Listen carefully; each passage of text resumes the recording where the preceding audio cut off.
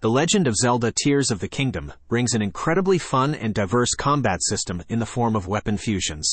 Any weapon can serve as a base that can gain additional damage or unique effects by fusing them with monster parts or other weapons. While each weapon type can be fused with numerous different options, these weapons will serve as template ideas for you to edit as you discover new items. While there are certain weapons that have fantastic base stats and effects to consider, it's difficult to say one combination clearly surpasses the rest in all scenarios. With that in mind, enjoy your creative freedom as you seek out the most powerful weapons. In the following video, we explain 10 of the best weapons in the Legend of Zelda game in a ranked manner, so stay with us until the end.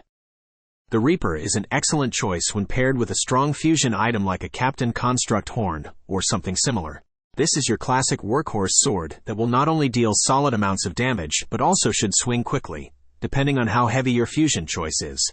With a solid damage amount, quick swings, and overall flexibility, the Captain Reaper will serve you well. Whether you're mowing down hordes of bokoblins or simply mowing the grass in search of critters, this Reaper should provide plenty of utility.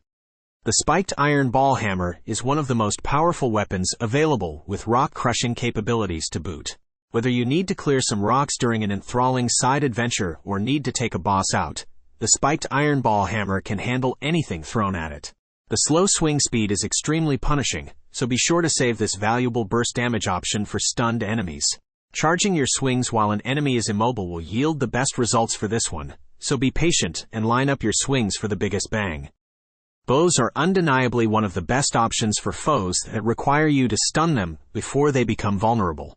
Often, enemies that require stuns, like Gleeokes, have small targets that are normally difficult or impossible for Link to reach with his sword, and that's where a powerful bow comes in. The steel Lizal Bow has a base damage of 36 and can be fused with items to increase its damage, particularly when infused with an elemental type. The arrows you use will also affect your damage output, but regardless of what you're firing, this bow should prove an invaluable tool on your adventure. Spears are one of the best items to use as a base for fusing, especially if you're a fan of dealing damage safely. Spears as a whole offer superior range and attack speed compared to other weapons, and make excellent use of their many fusion possibilities. The Captain Spear is an excellent early to mid-game option if you're running short on rare parts for fusion. Captain Horns are an excellent choice to slightly elongate the poke range of spears while adding valuable damage on top of its range, increasing function. So don't underestimate the power of a strong spear. Flux cores are an excellent fusion item for Zonai equipment, boasting incredibly high damage values and the ability to bust rocks when not in combat. The dual utility makes this weapon especially valuable, especially considering the high amount of swings it typically has before breaking. Using an extra durable base weapon is recommended to get the most mileage out of the Flux core. Be cautious when using it, but luckily its swings are much quicker than you might anticipate a hammer to have. Most smaller enemies should also be staggered by this weapon, if not defeated in one shot. The Gloom Sword offers you a chance at revenge for all those times that your hearts were sapped away by the pesky effects of gloom. However, you won't be immune from gloom while wielding this sword, as it also afflicts its user with the gloom toll effect. To avoid this, simply buy the gloom-resistant armor toward the end of the game from a bargainer statue. Once you're set up to use it, make haste to fuse it and take advantage of that fantastic 41 base attack value. If it weren't for the gloom drawbacks, this attack value would warrant almost exclusive usage among swords. The Royal Guard's Claymore is a fantastic weapon that is capable of creating some deadly fusion combinations. Its 32 base attack stat is a wonderful starting point, though the real selling point is the sword's special effect, and once it is close to breaking, it will deal massive amounts of damage. If you are able to keep this weapon on the brink of breaking without destroying it, then you should have quite a powerhouse on your hands. Take care to choose some durable fusion items to keep capitalizing on the extra damage you get from the base weapon being close to destruction without actually breaking. The Royal Guard's bow represents the pinnacle of powerful bows in Tears of the Kingdom's vast Hyrulean world. With a 50 in its base attack stat, this bow rivals many melee weapons in damage, while also providing superior range and a solid rate of fire. Overall, this bow fires quickly and hits hard but has very low durability, so pick its uses wisely.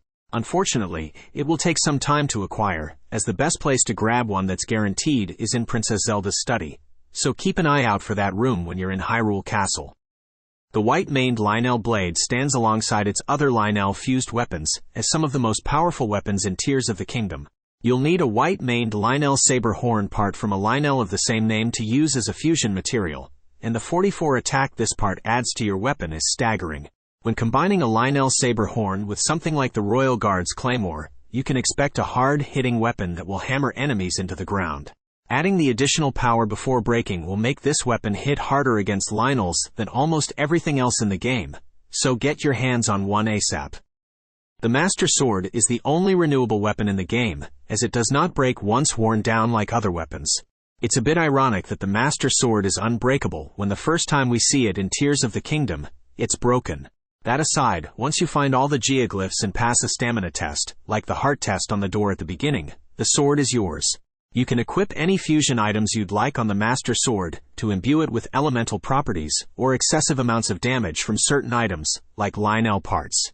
Even if you only use it as an infinite stone hammer, the Master Sword presents the highest value for your time and is an iconic weapon that feels powerful to wield, even if its base damage is only around 20.